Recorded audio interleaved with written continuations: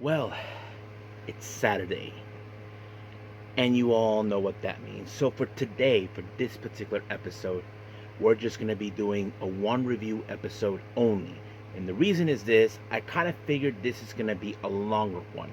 And it's, of course, AEW All in Texas, one of their big shows we've been waiting for quite some time. So we're going to be, of course, doing the 0 hour matches as well and then the main card. So we're going to go from A to Z on this one. Not to mention we have special matches, not like, for example, of course, the Casino Gauntlet match for both the men's and the women's match. We even have, of course, a high stake tag team match. As you know, Swerve Strickland and Will Ospreay put their hopes on AEW World Title on the line against the EVPs to put their positions as EVPs on the lot, if you know what I mean.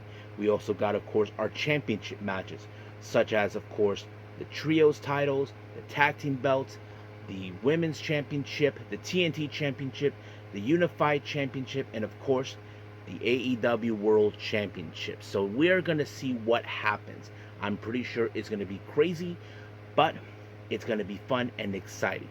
And I'll give you guys a bit of my thoughts about this towards the end of this entire episode.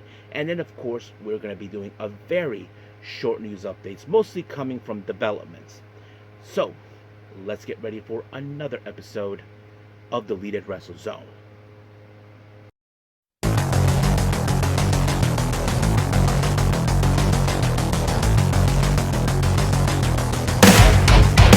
Are you ready? Get up, get up! Get up, get up! Get up, get up! Get up, get up! Get up, get up! Get up, get up! Hey everyone, welcome to the Lead It Wrestle Zone. All things that is pro wrestling with AEW, NXT, New Japan Pro Wrestling, TNA, the National Wrestling Alliance, various promotions, wrestlers, matches, and championships. I am your host, J-Rod here. So, if you are new to the channel, welcome. This is a channel we do a lot of pro wrestling reviews from various promotions, not only here in the United States, but also in Japan, Mexico, Canada, Europe, the UK, anywhere in the world pro wrestling is not as big, but it continues to grow. We also, of course, do discussion videos, talk about various topics such as the wrestlers themselves, the promotions, factions, storylines, whatever we want to talk about. We also, of course, do more news updates. If certain information was unable to be on this episode, I can either put it on the next one or on a separate video by itself.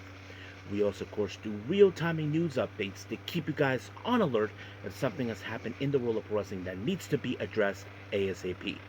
We also, of course, got the Unagi Sayaka Watch and various other cool wrestling content as well. So if you like what you see, please subscribe to us or click on that subscribe button. You'll be getting a lot of daily reviews and other cool wrestling content as well. But if you like this episode, please give us a like on the like button or a nice comment in the description down below. Now, enough with the introduction. So, let's get down to it, boys and girls. This is what we've been waiting for. AEW All in Texas.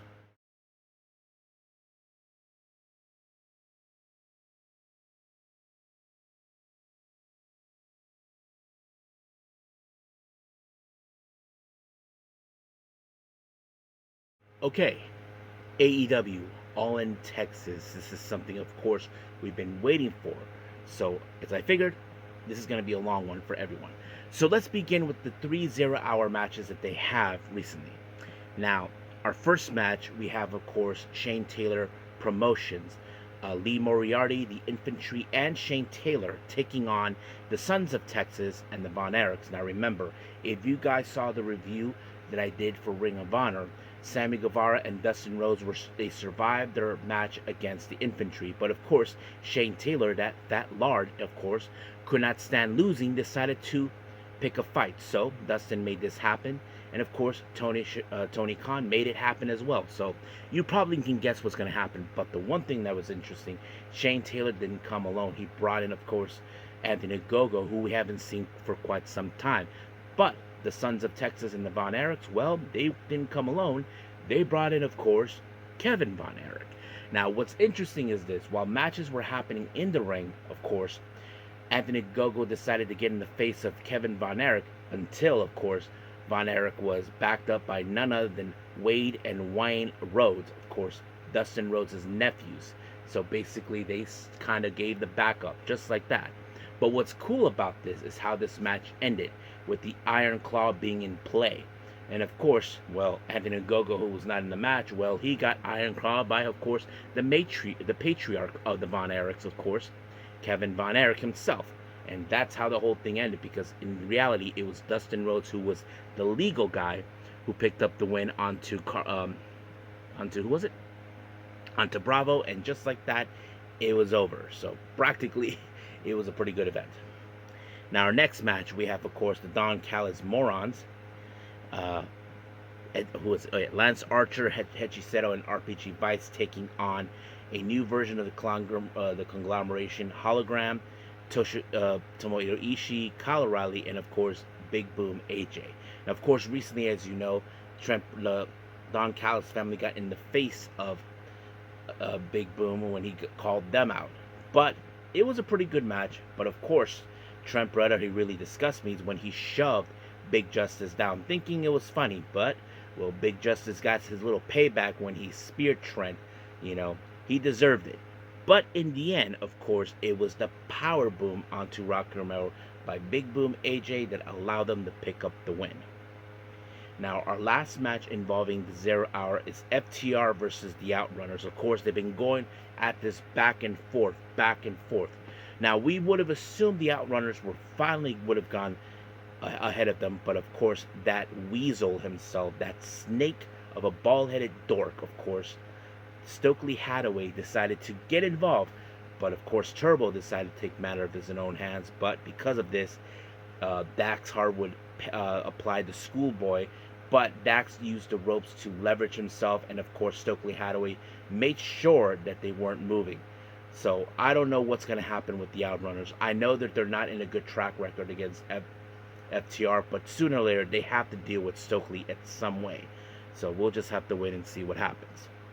Now, let's jump into the main card of All In. We have the AEW World Trios Championship, the Death Riders, consistent of Claudio Castagnoli and Wheeler Yuta, along with their mercenary, Gabe Kidd, taking on the Ops, Katsuyori Shibata, Powerhouse Hobbs, and of course Samoa Joe. Now remember, it was of course the Ops that defeated, of course, the Death Riders for these belts before, but the only difference at the time, Hook was involved in this match, so was Pac, but so was Moxley. But however, you would have assumed that there was going to be a title change in this one, but nope, it did not. It was in fact, of course, a Samoa Joe with the Muscle Buster on Wheeler Yuta, and just like that, it was over. So the Ops picked up the win. However, apparently this is something that was kind of interesting. As soon as the match was over, the Death Riders initially attacked the Ops, but more specifically, they targeted Samoa Joe and took him out by dismantling him. And of course, Tony Schiavone made a good observational point. Was this part of the plan by Jon Moxley? Remember, recently the Ops have been supporting Hangman Adam Page this entire time. Of course, Jon Moxley was not going to take any chances to ensure that his championship does not go in the hands of people that he thinks are unworthy. Now let's move on. Our next match is the men's Casino Gauntlet match. Now, of course, starting out the match was MJF and Mark Briscoe, but we did have a lot of wrestlers that came around, like of course Konosuke Takeshita, Ricochet, Roderick Strong, Bandito, Mystico. But in the end, it was MJF that picked up the win, but he did it by a very opportunistic way. It was Mark Briscoe that applied the J Driller onto Roderick Strong, but MJF took the advantage by grabbing Mark Briscoe out and then pinning Roderick Strong, and just like that, 1, 2, 3, he wins the Casino Gauntlet. So we know that he will get an opportunity of the AEW World title, which he calls his Triple B. So he'll do whatever it takes to get it back where it rightfully belongs. And not to mention, he will pay attention to the main event. So we'll see what happens until then. Now, Stokely Hathaway, as you know, is now helping FTR to obtain the AEW tag team belts. So he did make it perfectly clear that of course FTR will be at the commentary booth observing, of course, the three-way match for the AEW World Tag Team belts. So we'll have to wait and see when that happens. Now, our next match, well, first we see Adam Cole, as you know, doing a promo, giving his, well, it kind of was emotional, as you know. He got hurt, he's not medically cleared, so he had no choice but to relinquish the belt. And apparently, there was going to be a four-way match for the vacancy of the TNT title. But of course, Kyle O'Reilly and Roderick Strong were there to support him and all that. So we opened up with Daniel Garcia coming out. Even he gave a big warm hug to Adam Cole, knowing that he's going to be out. But he will have to go through three other people. Sammy Guevara, who is no stranger, who has won this title maybe 3 or 4 times, who knows. Dustin Rhodes, who has wrestled for this belt but not even come close. And then Kyle Fletcher, as you know, who most people will believe that he will walk out as a victor. Now, when it comes to, of course, in four-ways, it's very unpredictable because we don't know how the outcome is going to be. I mean, many people might have put their bets on Kyle Fletcher, but in the end, it was Dustin Rhodes who picked up the win on an inside cradle onto Garcia, and just like that, 1, 2, 3, it was over. He is now a triple champion, as you know. He is not only the TNT champion, he's also, of course, the ROH World Tag Team Champion and ROH World Six-Man Tag Team Champion. So he has 3 belts under his in him. Of course, we did see his nephews congratulate, so did Von Erich, including Sammy. So it's pretty cool that he won this title in his home state of Texas. So we'll see what happens from there. Now, our next match is a high-stake tag team match. Will Ospreay and Swerve Strickland put their hopes of an opportunity for the AEW World Championship on the line against Matt and Nick Jackson, the Young Bucks, who will put their positions as EVPs on the line. Now, of course, the factors of this match, the Bucks, of course, are a much cohesion team. But when it comes to Will and Swerve, they're a makeshift team that rarely teams up. So that's always been the factor that we never expect. But in the end, of course, we did see some great moments with Swerve and Will Ospreay. They were able to coexist, and then they took out Matt Jackson, of course, with a combination of the Hidden Blade and House Call, and just like that, Swerve picked up the win on Matt. 1, 2, 3. It was over. Now, we jump into the women's casino gauntlet match, and of course, Athena, who is the my bad. Chris Statlander, who's number 1, and Mega Bay number 2. So we had many wrestlers that come in. Of course, Mina Shirakawa. We even have Shuri, who made her appearance too. And who else was there as well? We did see Julia Hart, Athena, and a few, I think Queen Aminata, Tekla. We did see interference coming from outside with Sky Blue. Who else? A few other people, but one person we did not expect to see is like, feel the wrath. Yep. Harley Cameron came back and kind of hurt Penelope Ford. I don't know what's going to happen after that, but it was funny. But in the end, it was Athena with the O-face onto Mina Shirakawa, and just like that, 1, 2, 3, it was over. So she will be also paying attention. We'll get another opportunity of the AEW Women's World Championship. So we know that she wants to obtain that and remain as the ROH Women's World Champion. Sooner or later, she has to drop that belt, but we'll see what happens when we get there. Now, our next match is for the AEW World Tag Team Championship. We have, of course, in a 3-way, the Hurt Syndicate, Bobby Lashley and Shelton Benjamin, taking on, of course, Jet Speed, Kevin Knight, and Mike Bailey. And they also will be taking on the Patriarchy, Christian Cage and Nick Wayne. But of course, the FTR, in fact, are watching this from the front row in the commentary booth. Now, of course, we would expect something interesting would happen. We did see, of course, FTR got involved once again. But in the end, of course, it was Bobby Lashley that picked up the win onto Christian Cage. And just like that, 1, 2, 3. Of course, The Hurt Syndicate retained the belts, but however, FTR once again wanted to beat up Christian. Nick and Kip Sabian showed up to save him, but all of a sudden, we did see Nick Wayne applied the kill switch. FTR had said, or like, we had nothing to do with it, and they tried to hurt him. And not to mention, they tried to do the concerto on him, but failed because we saw the return of someone who FTR thought they got rid of what for good, and that is, of course, Copeland.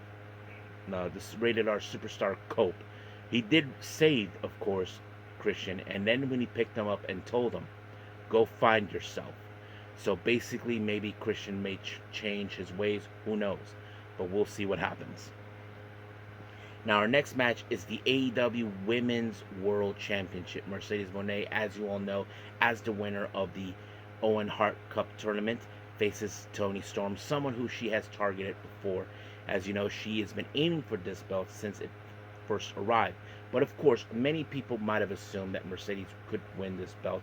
But no, Toni Storm took everything she had onto her. I mean, not to mention, we did see a kissing moment between them. But in the end, it was Toni with an Avalanche Storm Zero that sealed the deal for her. And just like that, 1, 2, 3, she retained the championship. Now, our next match is for the AEW Unified Championship for the Intercontinental and the International Championship between two people who have faced each other on multiple occasions. We're talking about Kazuchika Okada and Kenny Omega. Now, of course, we know that their history dates back all the way from New Japan. And of course, that snake, Don Callis, was going to be there. And of course, he was going to get involved. Plain and simple. But in the end, apparently, Kazuchika Okada was able to pick up the win by using the Rainmaker and becoming the champion. And I'm sure Don Callis is happy with it. But however, I did learn during the media scrum that Tony Khan told, Don Callis, that Okada will be involved in the Continental Classic, that he will not be involved there either. Either if he gets involved in the Continental Classic, he will be fired. And I'm sure that's what the last thing, of course, Don Callis wants. But we'll see what happens because he's a moron, in my opinion. Now, our main event, of course, is the AEW World Championship. Hangman Adam Page, who won the Owen Hart Cup, gets his opportunity against Jon Moxley. Now, Moxley, as you know, for 9 months, he's been trying to prevent people from winning this belt. He was not going to challenge anybody. He believes that they're not even worthy. He has been trying to say trying to save AEW from becoming something that's not. But of course, Hangman Page is no idiot. He knows that whatever Jon Moxley is going to do, Death Rider's going to be there. We did see Wheeler Yuta try to get involved, but oops, adios Yuta. And then, of course, Marina Shafir tried to get involved, but thank God, of course, Hangman put her through a dang table, which she deserved. And then, of course, we'd see Claudio Castagnoli getting involved. And then, of course, Will Ospreay showed up to help out, but Claudio, on the other hand, took Will Ospreay out in the same manner he took out Samoa Joe. So basically, they're trying to prevent him from winning. Now, we did see a moment where, of course, Wheeler Yuta pulled out a plastic bag, the same kind that, of course, that Wheeler Yuta did to take out Bryan Danielson. However, while he was on the verge, we did see a video of Darby Allin. Seems like he was in the mountain of Mount Everest, and he told him that he was going to take everything from him. But however, all out of nowhere, a guy in a Blue Panther mask showed up, and it turned out to be, yes, that's right. Bryan Danielson came back and took out Wheeler Yuta. He took out Claudio and Gabe Kidd. But he wasn't alone. So did Darby Allin, and he took everyone out. So basically, the Death Riders were out of the picture. But however, when things seemed like they weren't going well, the Bucks showed up. But one thing that we did see, we see a board full of nails. Moxley used that as a way to ensure he puts Hangman out of commission, but failed. He even ordered Marina Shafir to obtain the case, but all of a sudden she got handcuffed out of nowhere, and it turned out to be, Prince Nana took matters in his own hands, while Swerve took out the Bucks with the chain that, of course, Hangman had with him this past week, and of course he passed it on to Hangman and took out, of course, Moxley with it, and they choked him out with it, basically doing like one of those hangman moments. But of course, we all know that it's sooner or later, John Moxley, while he was choked out, he may either pass out or he has to tap out. So he just tapped out just like that. And of course, you see Swerve how happy he is, but you can tell by the look on his face, he will say, "I'll see you soon." So that kind of puts it out right there. But we all know MJF. We don't know what the deal is. But the one thing that was the best moment is, of course, is when Hangman pulled out the title from a briefcase that we haven't seen for a while. He has finally done it. He brought the AEW World title back from being held hostage by none other than Moxley and the Death Riders. So it's great that the good guys won. But the real question we ask ourselves around this, what's next? We don't know. Now, what are my personal thoughts about this? My brother and I have talked about this recently. It seems that there was a lot of interference, cheating's coming from like about a couple of matches. I mean, it was way too much. I don't know if you noticed. I mean, it was a good show, not gonna lie, but certain things. But I have to say, I'm more comfortable with the last match because it was telling the story. Yes, Hangman, of course, he has to deal with the Death Riders and the Bucks, who will do whatever it takes to ensure Moxley walks away with the win. But everything else was great. We'll see what happens from here on out. But as of right now, we are done with our review and everything else. Let's do our lasting news updates.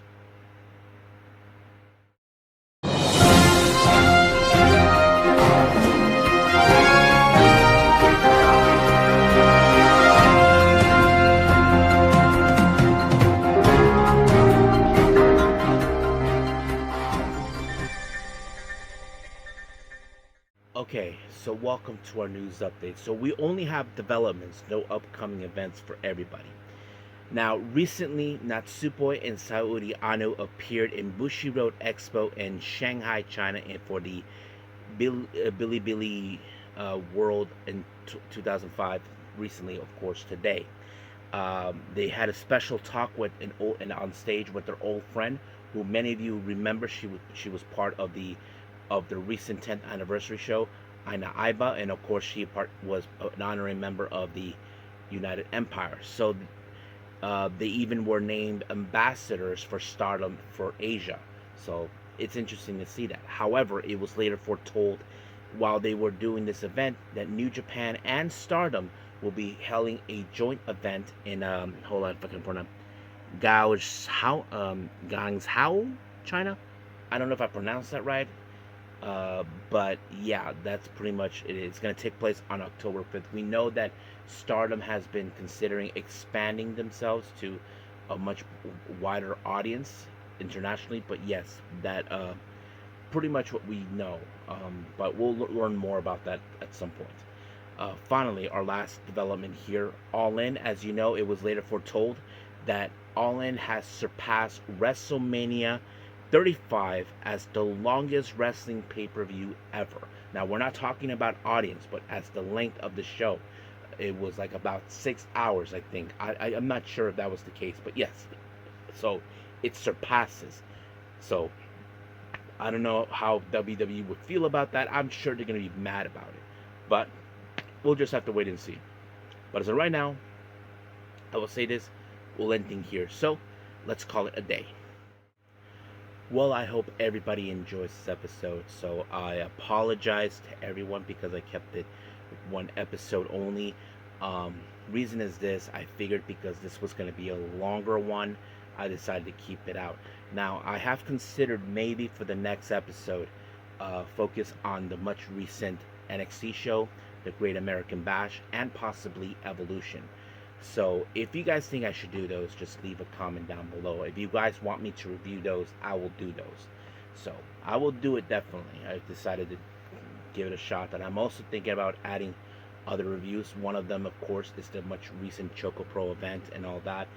I'm still behind on the Tokyo Pro Wrestling events, the Mighty Gold events, a couple of seedlings and all this other stuff. So I might have to get everything up in order as soon as possible. I want to get past Tokyo Pro Wrestling event. I'm also considering doing the Noah events, the Monday Magic and the Wrestle Magic as well, to get that out of the way too. But we'll see what happens. If there's anything else, I'll let you guys know. But until then, I will see you guys in the next DWZ time. same DWZ channel. I must bid all of you adieu. So, goodbye. Mwah. And have a nice day. Bang.